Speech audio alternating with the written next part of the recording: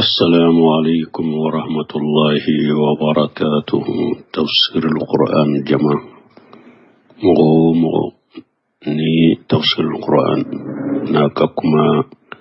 أبي سيئما أمبكما منوفو نامبي درس مننك نابي سيئما إبي مركا كاميو إتي مركا كاميو مغو سلاما نيومي نكافولي بكتا بيما marwa wasuna kando Bamako sabewa salima foli dedo ba befo tafsirul Quran akakuma be shemu ma ka foli ba bema ka sambe laka sawirerana laka batomina alaka hera kanya laka sini kenadi ala batoka alaka dusun kula sidama alanka barum minanye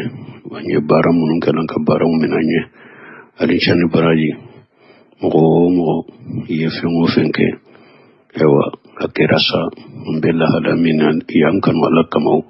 akerasa mo minye kan demende natisa akerasa ngana nyuma be mo mema anga foli ba bema be kado fana mo be deme minati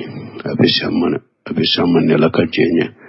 ani chani buraje ambe befo ambe bofo ani chani buraje anye nyogon kanu minke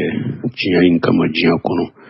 ambe ala deli ala kando ala kasuma kuro yomul khiyama do amba nyin ala fe akam fara nyon ka jannat firdaus kono o chogo kelena nyon kanu min kera jiya kono ni dina minya ni chinya minya ani tawhid ni sunna minya la faham salaf salih